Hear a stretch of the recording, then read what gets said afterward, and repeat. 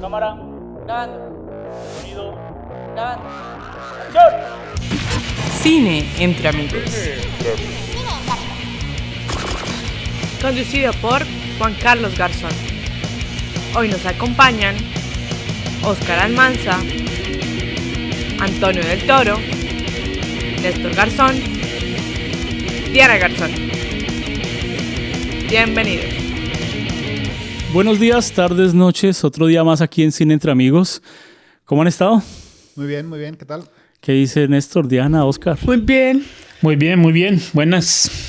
Cambiando dietas. Qué bueno tenerlos otra vez por acá. Ya ellos estuvieron en el anterior podcast de Don't Look Up, No Mires Arriba. Y hoy tenemos una película argentina, se llama El Patrón. Va el intro. El patrón. Un hombre del campo llega a Buenos Aires y comienza a trabajar en una carnicería. El propietario de la misma va poco a poco convirtiendo a su nuevo empleado en un esclavo. Dirigida por Sebastián Schindel, lleva su estreno el 26 de febrero del 2015. El Patrón. ¿Qué tal esta película? Muchos se van a volver vegetarianos después de ver esta película. ¿Cómo la sintieron? ¿Si les gustó, no les gustó? ¿Qué pasó con esta? A mí me gustó. ¿Por qué? Bueno, sin entrar mucho en detalle, me gustó el desarrollo de la historia, de la trama, se desenvolvió muy bien y muestra, o sea, ya sabes para dónde va la trama, ¿no? Es el caso de un hombre de campo, analfabeta, que llega a la ciudad y pues básicamente es súper mega explotado. Y me gustó muy bien cómo se desarrollaron los personajes. Una historia, digamos, sencilla que quizás no atraparía a la gente normalmente porque es algo como que muy por abajo, ¿no? de lo que es el inframundo en las ciudades y la explotación laboral. Pero fue tan bien desarrollada que me encantó la película. Me gustó muchísimo. ¿Sí le gustó, Almanza? A mí me gustó mucho. Me gustó mucho la película.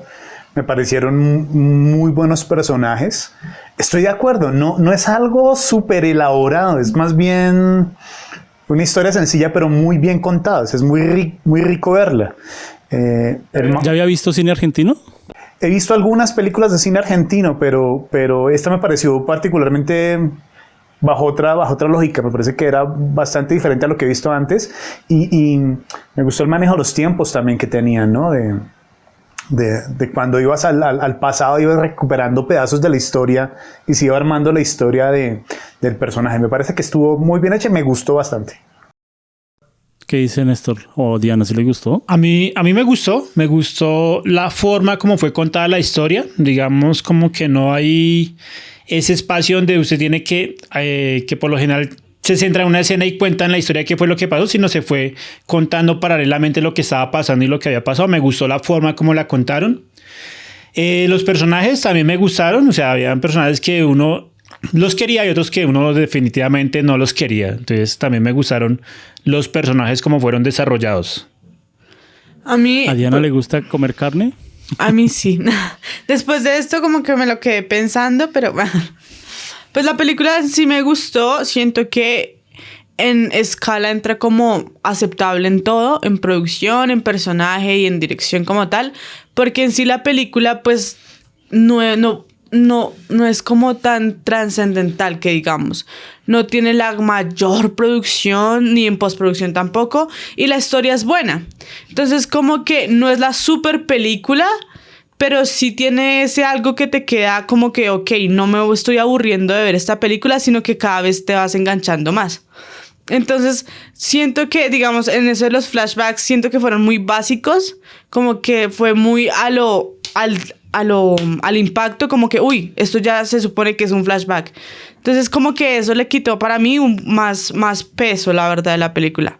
Pero pues cumple. Pero todos dicen me gustó, pero esta película debe tener algo mal, o sea, está basado, creo que se nota que es drama, ¿no? Es un drama argentino, pero pasa mucho en toda Latinoamérica, aún aquí en Estados Unidos, mucho con los inmigrantes, la gente, los patrones abusan un poco de esa posición que tienen de patrón, abusan y se meten amenazan mucho con la parte de lo voy a denunciar con migración, ¿cierto? Hemos visto no solo en carnicerías, o sea, en cualquier empleo hasta de simplemente un empleo de oficina, siempre están amenazando, siempre están diciendo y usan ese como beneficio, puede decir, porque en realidad no es como un beneficio de tener un estatus legal diferente para abusar un poco del trabajador. Aquí pasa mucho. Aquí en Estados Unidos, yo pensaba que cuando empecé a ver la historia dije, oiga, eso pasa mucho en Latinoamérica, pero cuando empiezo a conocer testimonios de personas, aquí pasa mucho en casi todas las áreas y más cuando alguien le va a pagar. Entonces hacen mucho intercambio de, bueno, le pago un sueldo a la mitad, le doy $5 la hora, pero le doy un hospedaje, ¿no? Y le doy comida. Y a donde viven 15 o 20. Entonces la gente abusa mucho de eso. ¿Cómo sintieron eso? ¿Es una realidad de nuestro país o simplemente fue algo ficticio? Bueno, yo lo vi como una realidad. Lo que a mí me gustó de esto es que, por ejemplo, en el cine argentino, yo he visto muchas películas argentinas y esto es un tema que en realidad como que no lo han explorado tanto allá. O sea, esta cuestión de este tipo de explotación, ¿no? Y aquí tenemos una persona que viene del campo, va a la gran ciudad y qué tan fácil cayó presa de todo esto, ¿no? Y lo que me encantó fue este proceso a lo largo de la película que te muestra la deshumanización ¿cómo se llamaba? ¿Hermógenes? Hermógenes, sí. Sí. Cómo el ser humano puede ser abusado y uno normalmente dice, no, eso normalmente le pasa a los adolescentes, a los niños, pero él ya era un señor del campo, se puede decir que era del campo. Le ponen un nombre. Este actor, no sé si ustedes conocen a este actor, yo lo he visto en varias películas, es muy diferente a ese personaje. Sí. O sea, se nota que hubo un cambio de personaje y nos hizo identificar mucho a estas personas de campo, a estas personas muy trabajadoras. Hasta en las manos yo veía como eran esas estructuras. No podían al casting no podían escoger un man que tuviera manos suavecitas, ¿no? Tenía que ser un man que tuviera unas manos gruesas, que se sintiera que es de campo. Eso identifica mucho este tipo de trabajadores. Yo siento que en el trabajo de casting no hicieron como identificar este tipo de personas, sino siento que fue más como hasta qué punto está dispuesto a llegar el actor. Como usted lo dice, lo hemos visto en otras películas, en este podcast, y él es totalmente diferente, hace papeles totalmente distintos. Pero entonces ahí muestra el nivel actoral que él mantiene, porque digamos, el man, yo siento que esto tuvo que hacer como un análisis y una investigación como tal de cómo es la persona de campo en Argentina, cómo camina, cómo escribe. O sea, esas dinámicas son... Claro, tú eres actor, pero cuando tú decides tomar, como meterte realmente en eso, es cuando te caracterizan como un buen actor. Y si estás dispuesto a hacer las cosas que él hizo en esa película. Por ejemplo, cuando la vimos con Néstor, porque la vimos juntos, yo le decía, ¿usted sí sería capaz de trabajar en una carnicería? O de hacer eso, de saber los cortes, de coger la carne así, sin un asco o algo así. Porque en la película lo mostraban como era. Entonces, por ejemplo, nomás viéndola a mí sí me generaba como ese asco, como que, uy, no. Impresión de carne. Entonces, pero la sigo comiendo, pero, o sea, es como el contraste ahí. Y el actor atreverse a hacer eso es como, wow. Mis respetos, en serio que sí. Yo creo que ahí, digamos, a mí me parecieron dos cosas, digamos, buenas en términos de la preparación del actor, sobre todo cuando hacía el tema de la manipulación de carne. Yo duré un tiempo seleccionando expostadores y cortadores de carne y debe tener una técnica, debe tener una forma en cómo manipular las herramientas o los cuchillos, y hay ciertos cuchillos y ciertas herramientas. Entonces eso sí se notó en la preparación del actor. Digamos, en dado caso que yo había entrevistado a muchas personas que se dedicaban a esa labor, entonces como que fue familiar para mí verlo como lo hacía y que no se notaba que era actuado y que digamos que a veces pueden sobreponer las escenas en términos de... Puede ser otra persona la que haga los cortes, pero de espaldas, por decirlo así. Ahí se notaba que él estaba haciendo el trabajo, digamos. Entonces, eso me gustó porque la historia es una historia fácil de entender y con la actuación pues se hacía mucho más amable al momento de contarla desde la película, desde la narrativa de la película.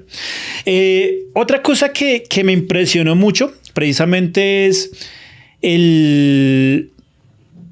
la malicia que tiene el ser humano frente a las diferentes situaciones, inclusive cuando le pasan el caso al abogado, le dicen, no, solamente revíselo, y el abogado decía, no, es que este tipo se quiere hundir. O sea, él narraba lo que había hecho, pero nunca contó lo que le había pasado. O sea, nunca contextualizó qué era lo que había pasado, sino siempre narró la acción, los 15 segundos que él decía. Entonces dice, no, este tipo se quiere hundir y no hay forma de salvarlo.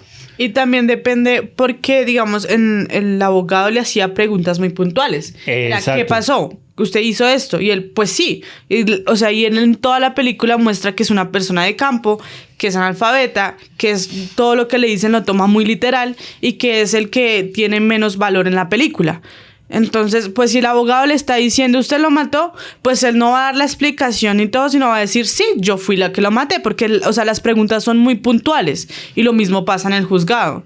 Entonces, como que si dejan ver como esa diferencia de ser humano, de humano de ciudad y humano de campo, que son dos personas totalmente distintas. Oscar, ¿sí le creyó al actor? Sí, fíjate que, de hecho, yo estaba pensando que en los actores, por momentos yo podría sentir que fueran actores naturales. O sea, por la forma de actuar, había momentos en donde yo me preguntaba si no se trataba de actores naturales, porque los vi muy encarnados en el personaje. Entonces me gustó la actuación de ellos. Qué áspero, porque cuando yo he visto películas, hemos trabajado en algunas donde el actor es muy bueno, pero no sabe agarrar una guitarra. Y a uno sí le cuesta ver que no sepa agarrar una guitarra o que no sepa hacer la profesión que uno hace, ¿sí o no? Y cuando ve, imagínese ver a un carnicero, ver esta película y la forma de agarrar, ¿no? La forma de escribir, la forma de tener el cuchillo, yo creo que para nosotros le creímos perfectamente, más en esas partes, porque los actores se joden mucho, es cuando les toca hacer algo de esa profesión. Entonces, voy a trabajar en esta película de Kung Fu. Ok, es gran actor, pero cuando le toca hacer las patadas voladoras, pues traen a otra persona. ¿Sí? Entonces ya no se le cree mucho, se nota que es un doble, pero aquí sí no, así es un presupuestos bajos, ¿no? de nuestros países, y le tocaba hacer al mismo actor todos los detalles de las manos, todo se veía muy espectacular y aunque no parezca, hay un trabajo de maquillaje muy profundo porque se veía la transición del flashback de cuando era el presente, de cuando era el pasado, ¿no? Se veía cómo él estaba en la cárcel. En el principio yo sí empecé dudando y decía, ¿esto es antes o entonces después? Pero ya después uno le agarra el ritmo a la película y uno dice, ya entiendo cómo le está contando. Y este director, creo que he visto otras películas, hace ese mismo estilo, antes, después, y qué pasó, y con este mismo actor. Entonces, la forma de contar les gustó, creyeron, se enredaron, no la entendieron, algo pasó ahí. ¿Qué piensan ustedes?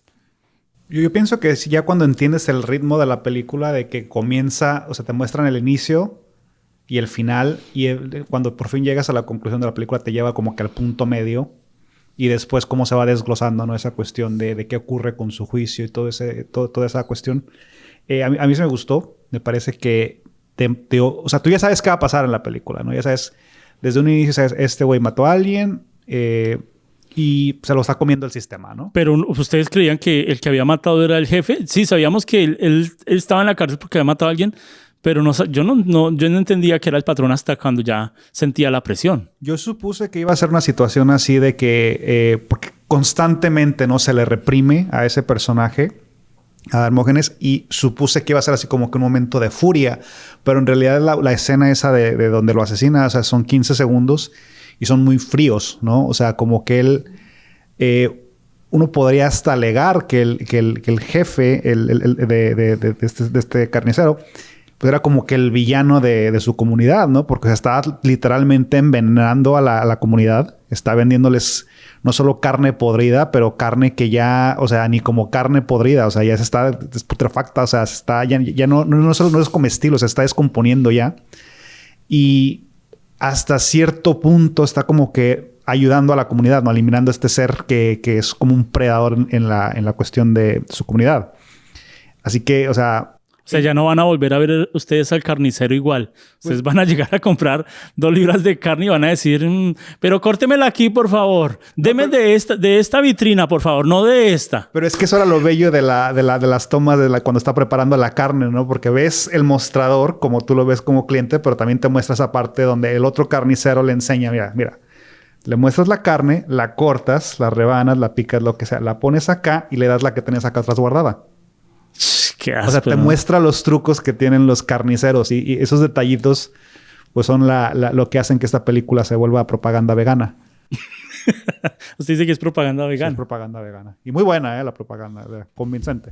Yo siento que a mí la historia, como la contaron, cumple con lo que quería contar, pero digamos, desde el primer flashback te están diciendo que él mató a alguien. O sea, como que ya te están diciendo el final, por decirlo así.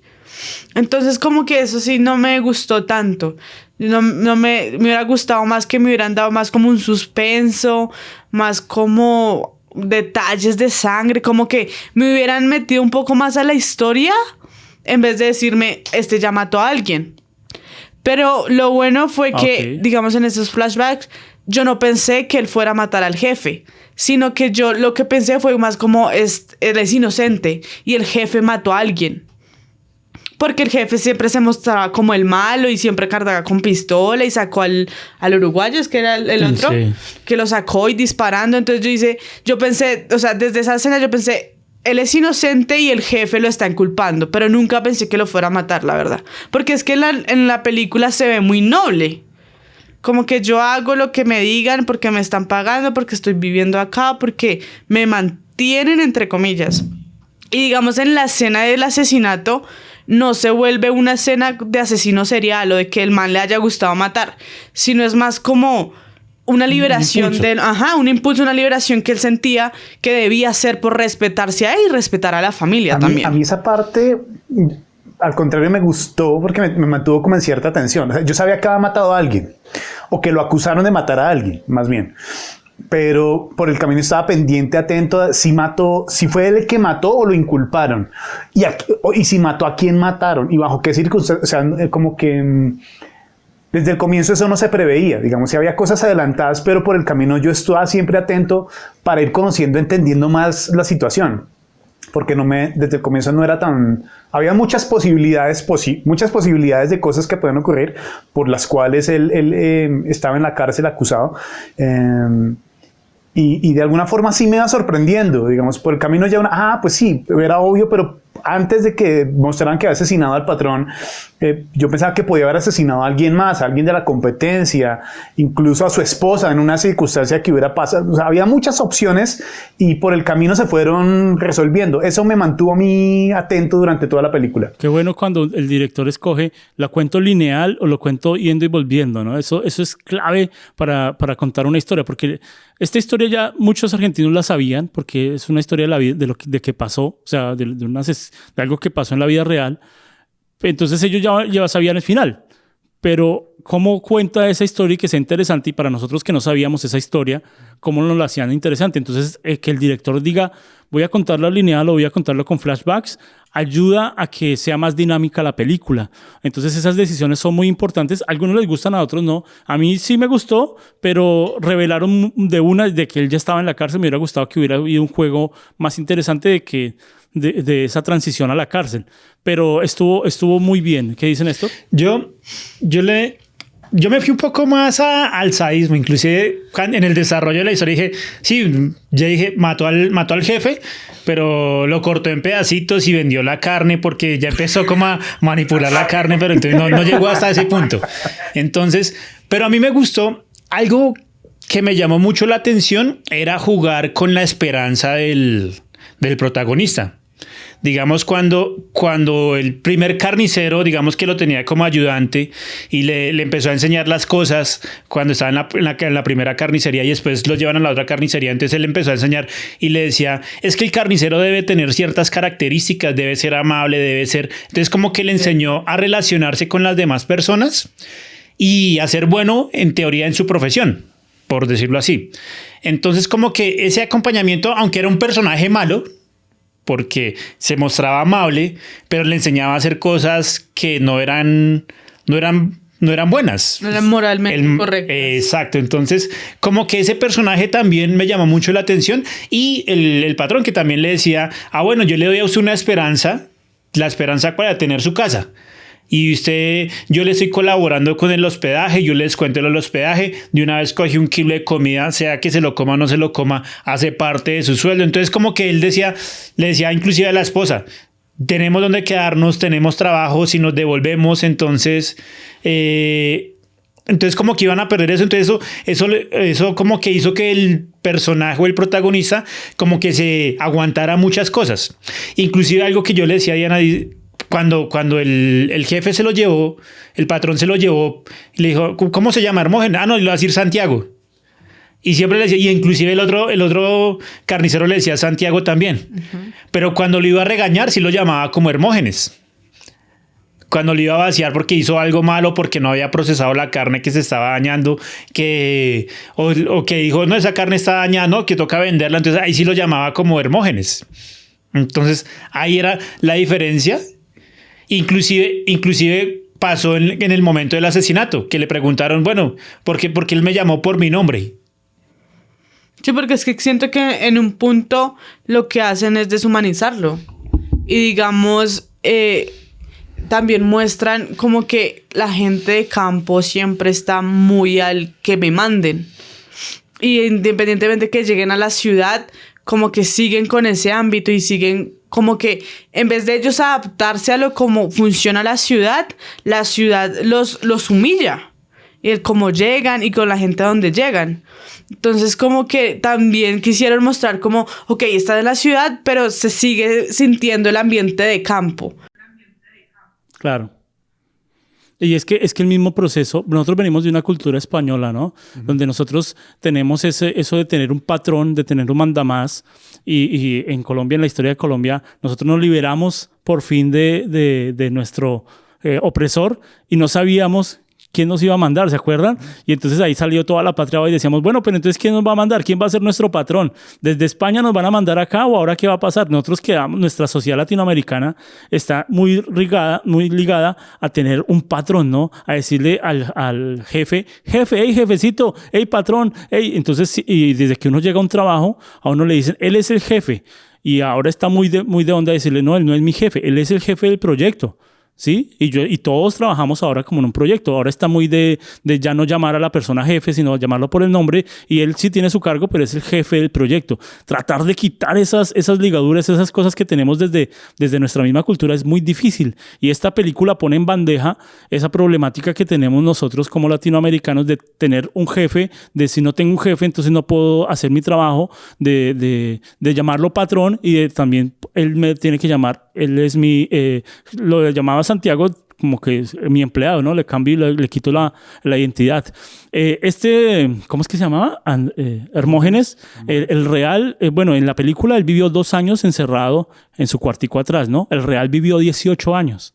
Oh, wow. Entonces, imagínese, la película nos muestran que todo ese proceso fue de 2 años, porque pues para tener el hijo y todo lo que vivió, pero en la vida real fueron 18 años encerrado. Y en la vida real, ahí en la película, él tuvo solo un hijo, ¿no? No alcanzó a tener solo un hijo, pero en la vida real tuvo 2 y los tuvo ahí, en la carnicería. Wow. Entonces, ¿cómo es la realidad? Es aún más fuerte que la ficción. Entonces, ¿cómo eso que el director trató de poner, si al poner la realidad de pronto ya hubiera sido una película como Néstor lo ve, ya más horrorosa, más de suspenso y no un drama? Sí. No, yo estoy de acuerdo con eso que dices. O sea, la película, o sea, es así como que te muestra una realidad muy cruda y el mismo Hermógenes no lo menciona casi hacia el final. Yo esto lo veo, ¿no? De repente una persona de bajo nivel de educación y el problema más grande que tienen frecuentemente es de que están sufriendo algún tipo de discriminación, algún tipo de abuso y no pueden ni siquiera denunciar porque no saben articular lo que están pensando o lo que están sufriendo, porque él se sentía mal sobre lo que hizo, él se arrepentía de haber cometido el acto violento, ¿no? De matar a su jefe. Sin embargo, hay algo que dicen los abogados, ¿no? Que le tratan de explicar y no estoy seguro siquiera se lo entendió, que es el hecho de que eres, o sea, el autor de ese delito no significa que seas responsable. Y o sea, ese Responsabilidad de culpa, separándolo, responsabilidad de culpa. eso era responsabilidad o culpa, tienes razón. Y era esa cuestión, ¿no? de establecer que, o sea, esta cuestión ética, ¿no? Porque sí, él en verdad mató a alguien, pero aquí el argumento de la película presenta esta cuestión de que en realidad el homicidio es justificable o no. O sea, te presenta como espectador esa cuestión Pero ética. ¿ustedes qué creen? ¿El homicidio es justificable?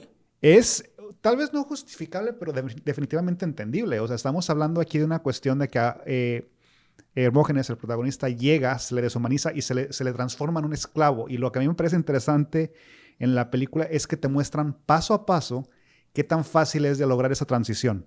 De quitarle su humanidad a alguien, quitarle su dignidad y convertirlo en un esclavo. O sea, porque Hermógenes se convierte en el esclavo de él, se le despoja de su dignidad, de su humanidad, de su esposa, Sí. del lugar donde vive. O sea, se le roba el sueldo porque no le pagan el sueldo completo. La esposa trabaja de a gratis. Y, o sea, son esclavos ellos, se vuelven esclavos. Y la cuestión internalizada que lleva Hermógenes es esta de, como mencionaste, ¿no? Del patrón, de esta relación que tenía con los tiempos de la colonia, de que el patrón no es solo una persona que me dice qué hacer, es quien dispone de mi vida. Él mismo dice que él necesitaba a alguien que pensara por él. Y eso es como que un reflejo a nivel micro, ¿no? de cómo las sociedades latinoamericanas a veces funcionan. O sea, estamos buscando quién nos mande. O sea, tenemos ese temor de ser libres. Y ese es como el resultado de años y años de represión, que no sabemos cómo ser libres, no sabemos cómo mandarnos a sí mismos, no sabemos cómo gobernarnos. Y es un argumento súper pesado que presenta esta película. De que al nivel ya macro, pues todos somos como Hermógenes, ¿no? En América Latina, de que no sabemos exactamente cómo gobernarnos porque estamos acostumbrados a que nos traten a empujones. Yo siento que más que eso es que él viene de un ambiente totalmente distinto a lo de ciudad. Vuelvo, o sea, él viene de un ambiente rural donde para él ese trato es normal. Y la clave del éxito que él ve es cómo sus patrones tienen el dinero, cómo son estables. Entonces, él no ve como yo quiero ser como el patrón, sino como que lo que hace el patrón es por ayudarme. Y algún día, si es que estoy de buenas, voy a tener lo que él tiene. O tener una estabilidad como es estar en su familia. Porque, digamos, la acción que él hace del asesinato no lo hace es porque él cae en cuenta que lo deshumanizaron, que lo trataron mal, sino la hace es porque ya se le están metiendo es con la familia. Y él mismo dice, ¿cuándo voy a poder tener mi casa? O sea, el único anhelo que él tenía era estar con su familia, tener su casa y estar juntos. Entonces, como que la acción no depende de me trataron mal, vivo mal, como mal, sino más como se están metiendo es con mi familia. Y cómo esa manipulación hace que hasta el patrón agreda a la esposa verbalmente, Dios, y bueno, tal vez hasta físicamente, y él no haga nada, ¿no? O sea, ¿cómo llega? Eso debe tener algo en la psicología, en esto nos puede ayudar algo mejor. ¿Cómo poder manipular a alguien que haga cualquier cosa que yo le mande y no le importe ni siquiera a su esposa o que se va o que esté en la calle solo para agradar al patrón? Es que hay una... Es que se le pierde su autonomía. Hay una variable a tener en cuenta, es precisamente el hecho de ser sumiso y el hecho de depender de la otra persona para tomar alguna decisión. Uh-huh. Entonces, no sé si ustedes de pronto han escuchado el experimento de Stanford, el de la cárcel, entonces en el cual hay un grupo de personas, a una se les da poder y a otras se les quita el poder. Que son los que se les da poder, le ponen el uniforme de guardias y son los que van a cuidar a los supuestamente presos. Y a los otros presos le dan como el uniforme y les asignan un número. O sea, los deshumanizan de precisamente toda identidad y le asignan un número. Y el hecho de tener poder hace que los presos se sometan sin reclamaciones, sin nada, sino que hasta que hay un detonante donde efectivamente dicen, no, pero es que las cosas no pueden ser así. Inclusive la persona que tiene poder tiende a sobrepasar. Al principio como que tenían buenas relaciones de conocidos, de amigos, porque inclusive eran como, algunos eran compañeros de la misma universidad donde se hizo el experimento, pero ya con el poder fueron tomando atribuciones a sobrepasar por encima de los otros. Entonces eso pasa mucho con las personas que son sumisas frente a un jefe que no es tolerante, que es agresivo, que es malhumorado. Entonces muchas veces, inclusive Hermógenes en una escena le dice a la esposa, ¿usted qué hizo por allá? Cuando llegó la esposa le estaba mostrando, mire lo que me regaló la patrona, y llegó el patrón y la regañó, y entonces Hermógenes dice, ¿usted qué hizo por allá? Y dijo, no, pero es que yo no hice nada. O sea, como que le da más valor a lo que dice la persona que en teoría lo está guiando, en ese caso el patrón, más no a su familia. Inclusive cuando la saca de la casa. Néstor hace selección de personal en empresas, ¿sí? Y ha trabajado mucho en eso, y ahorita está haciendo capacitación para que la gente encuentre trabajo de mejor. Bueno, tiene más trasfondo, pero ¿cómo hacen que las empresas, porque eso es un reflejo de la sociedad, busquen este tipo de personas y debe tener este tipo de perfil para que gente haga caso, ¿sí o no? O sea, yo pienso que es difícil para usted también como psicólogo que le dicen, no, necesito gente que me haga caso, y entonces usted automáticamente tiene que decir es este tipo de personas, y muchas son indígenas o de campo o de trabajos de mantenimiento que tienen que hacer caso. Es que son características de personalidad, son características de actividad. Por ejemplo, uno puede empezar a analizar unas características de Hermógenes. Es una persona que sabe hacer caso. Y entonces simplemente necesitaba una persona que supiera hacer caso, no más. Entonces, si hubiera sido una persona que fuera reactiva frente a las situaciones, pues posiblemente el patrón lo hubiera sacado hace rato.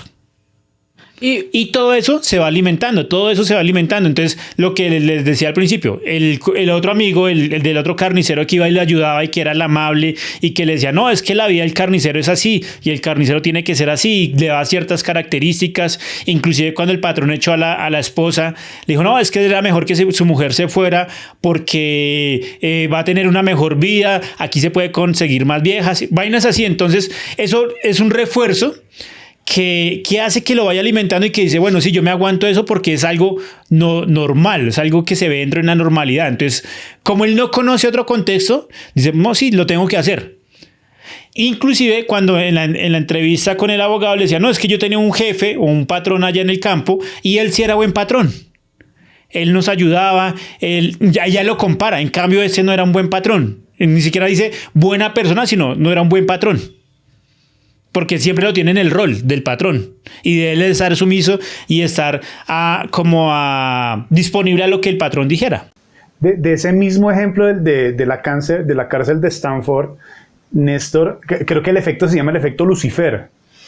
Y lo que dice es que el contexto, las circunstancias tienen más efecto en nosotros del que creemos. Entonces lo que demuestra el experimento es que uno cree que tiene ciertos valores, cierta ética, que uno nunca va a hacer ciertas cosas, y lo que el experimento demostró es que personas que eran amigas entre sí, personas, buena gente, cuando le dieron poder sobre otros, era un abusador, era alguien que intimidaba y llegó a utilizar violencia con alguien que era su amigo, solo porque las circunstancias se dieron. Y un poco era para explicar los comportamientos que se dan en la guerra o en el ejército, ¿no? De cómo se maltrata al enemigo y tal. Pero llevado a lo que muestra el contexto de la película, me pone a mí a pensar que refleja un poco nuestra sociedad latinoamericana, donde hay tanta exclusión social, tanta exclusión económica, tanta exclusión educativa, que de alguna forma está haciendo un caldo de cultivo, porque está colocando a estas personas en esas condiciones donde pueden reaccionar de formas, digamos, explotar socialmente, y lo vemos, ¿no? Como que pasan ciertas cosas que generan unas explosiones sociales. Inclusive cuando Hermógenes creo que se presenta al ejército o algo así, y le dicen que él es inepto. Sí. Inapto. Y no era inepto, sino inapto. O sea, no era apto para prestar servicio o estar, sino él dice, no, es que yo soy inepto, entonces no puedo hacer nada más.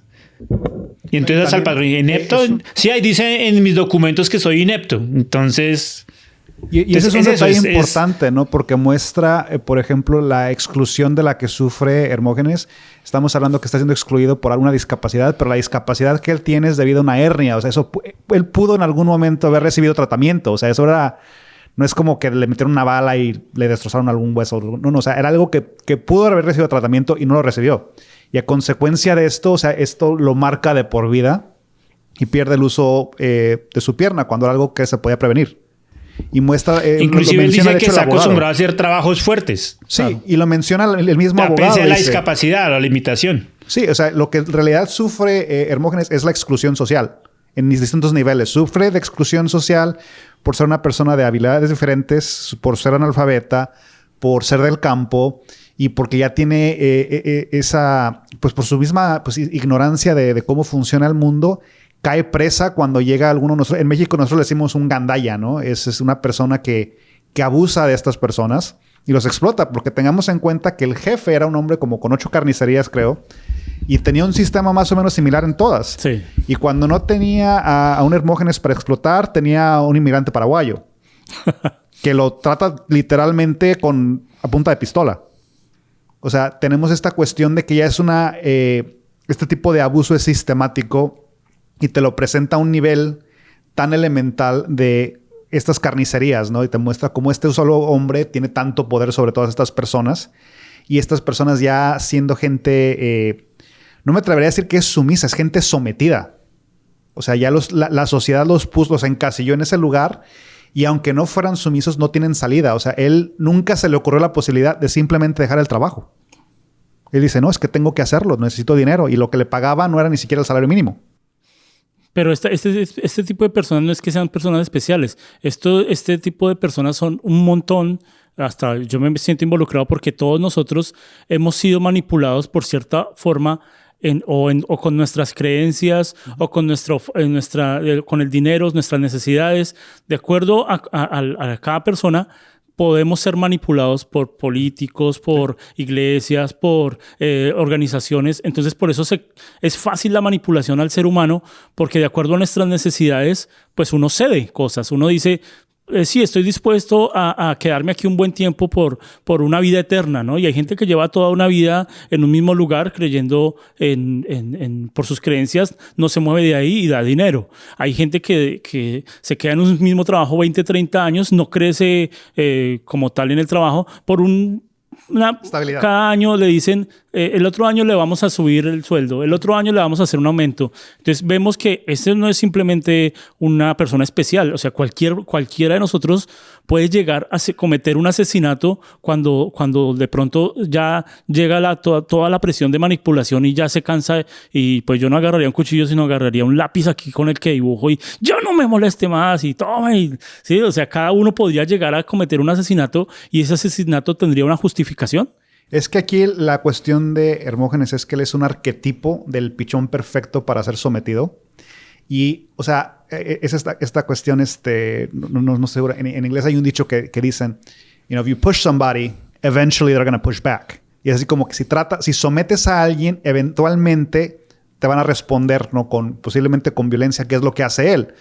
Pero, o sea, es entendible la reacción que él tuvo. O sea, le robaron, o sea, de lo más básico, desde su nombre, desde su humanidad. Y la reacción que él tuvo es entendible. No digo que sea justificable, pero es entendible. Y eso es lo que ocurre, ¿no? Cuando una persona es sometida. O sea, usualmente los desenlaces violentos que ocurren, por ejemplo, en alguna manifestación o alguna cosa así que se vuelve violento. O sea, esa es la única forma que le dejan al sometido de expresar su frustración. O sea, es una reacción, digamos, natural.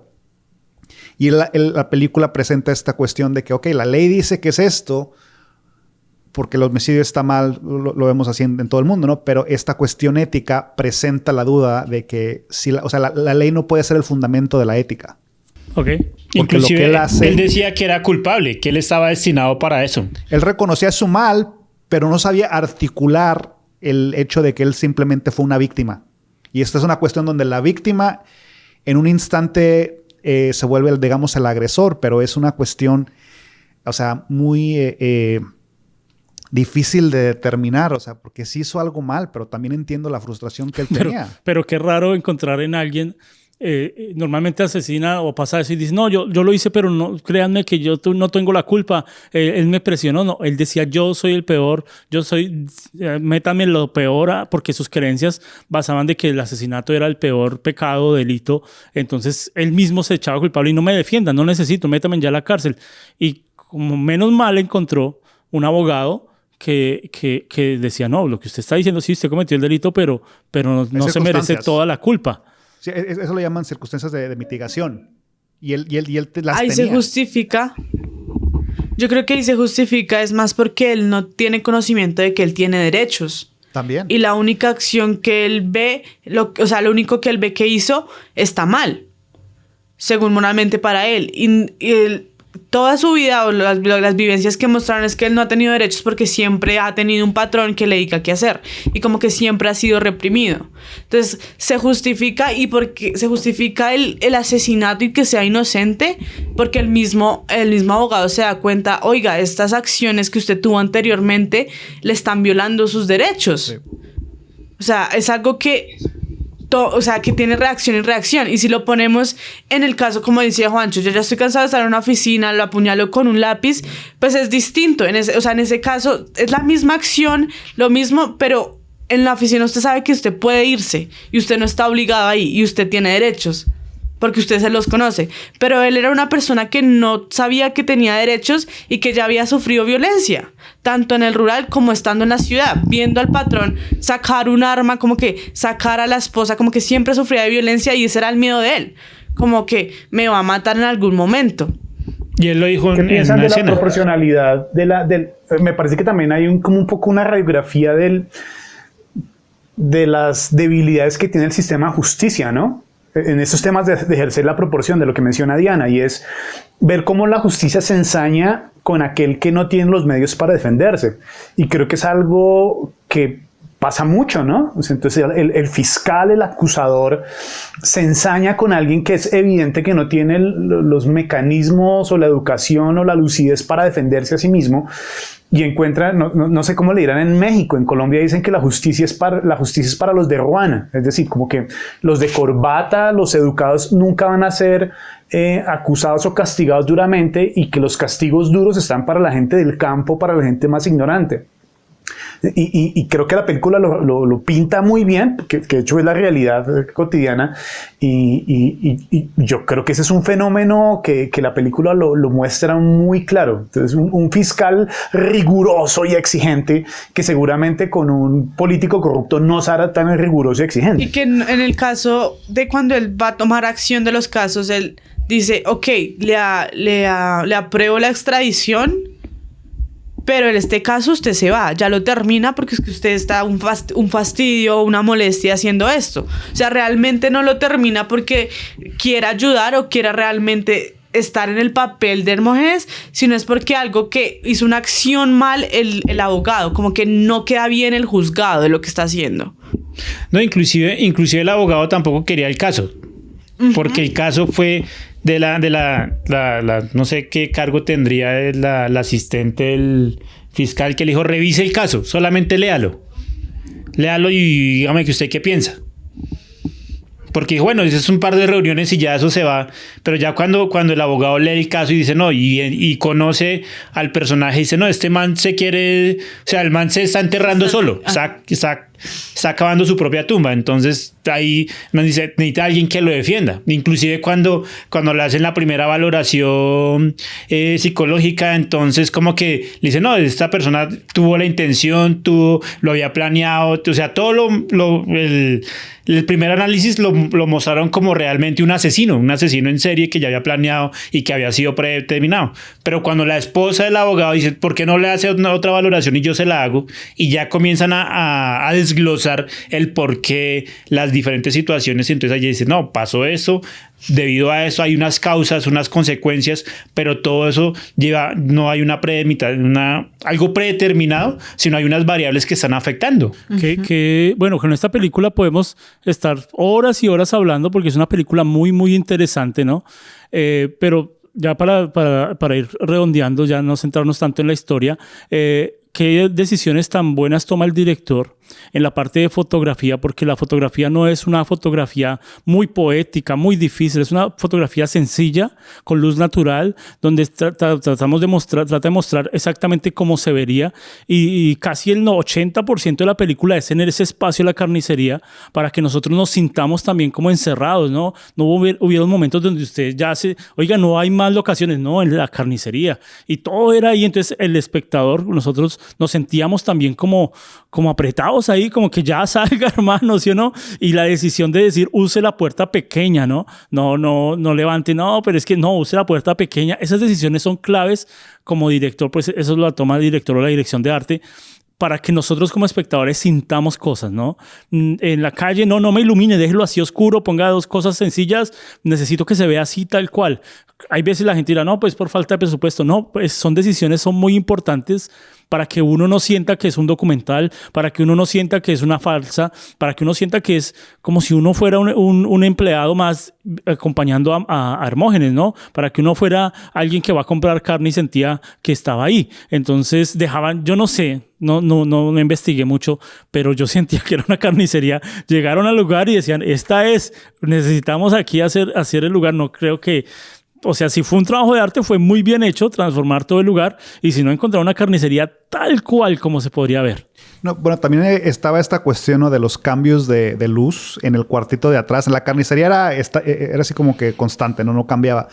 Pero si se fijan en las tomas donde él está limpiando la carne, entre comillas, conforme le van trayendo carne de peor calidad, sí, va cambiando como la tonalidad de la luz, como que comienza así de que se está volviendo como que amarillo, pero ya cuando le llega la carne esa que se cae a pedazos de tan podrida que está. Y si era carne de verdad, pareció, sí, ¿no? Parecía que sí, pero cuando ya llega esa carne donde se está ahogando él con el mismo aroma de la carne, ya en un estado de putrefacción extremo, que se cae a pedazos, como que se oscurece todo, como que se nubla todo dentro de ese espacio tan pequeño, y te hace sentir eso, ¿no? Te dices, sí. O sea, llegó un momento en esa escena donde él está como con ganas con náusea, con ganas de vomitar, que a mí me dio así como que...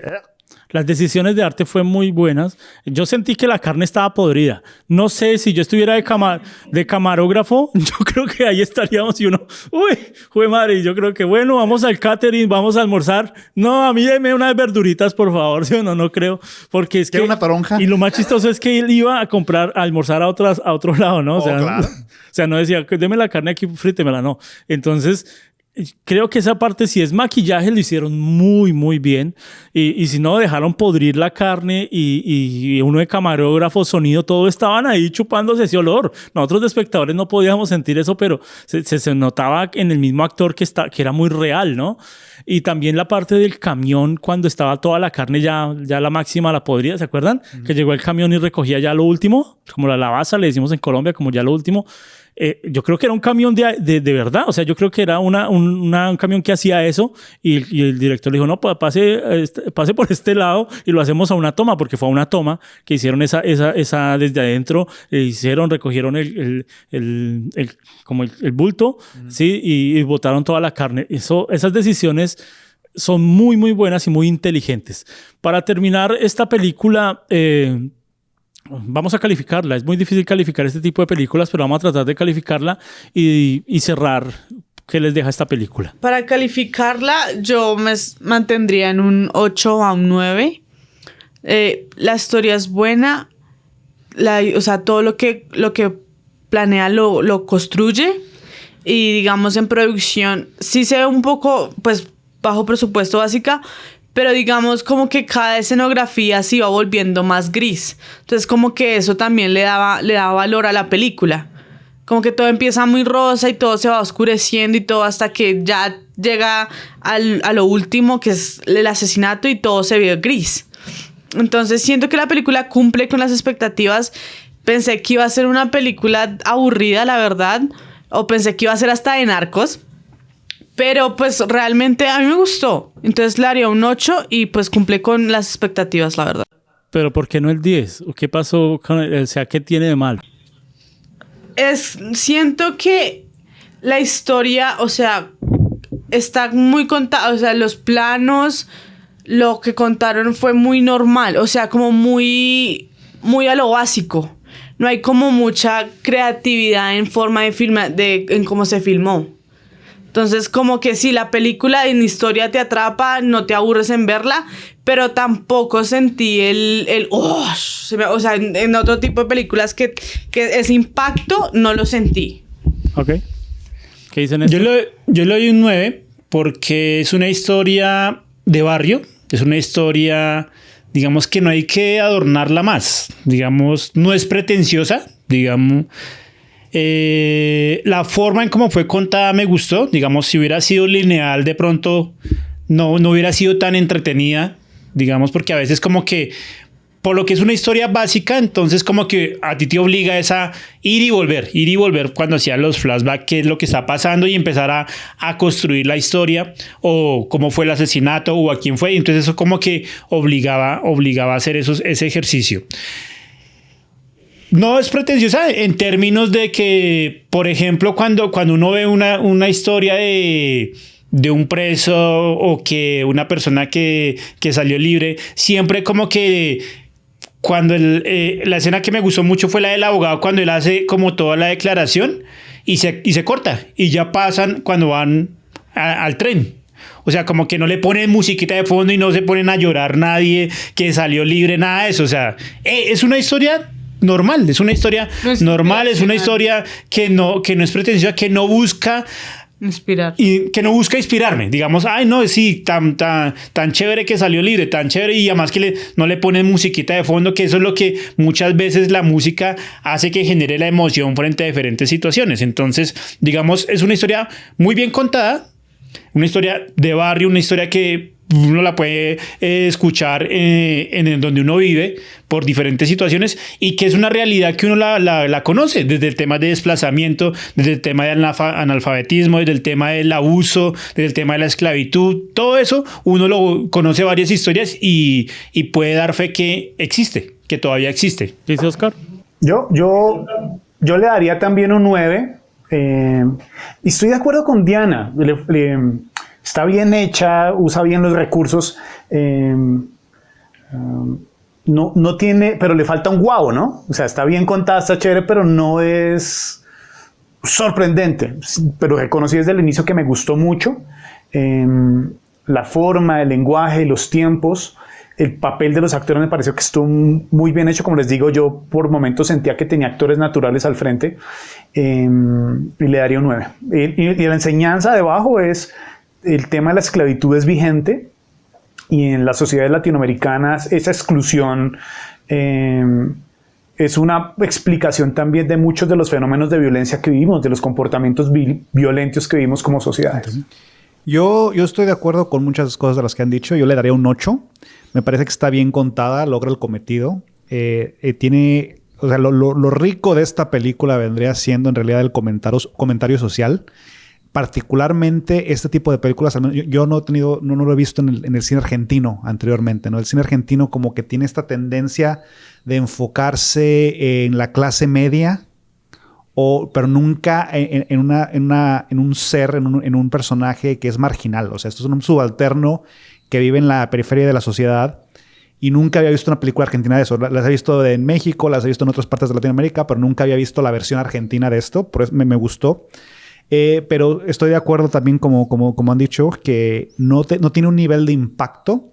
O sea, la historia es buena, se logra el cometido, pero al final del día no te deja nada que te persigue, ¿no? Es así como que, ok, esta es la versión argentina de lo mismo que se vive en mi rancho. A mí, yo le doy un 9.95 también, porque necesitamos este tipo de historias en el cine, necesitamos contar más. Qué bueno cuando pasamos de una gran película así súper famosa de Hollywood y ya pasar al cine latinoamericano, se nota la diferencia que necesitamos contar. Y a mí me gusta mucho ver estas películas más que películas que estén en top. Entonces, ¿por qué le doy 9.5?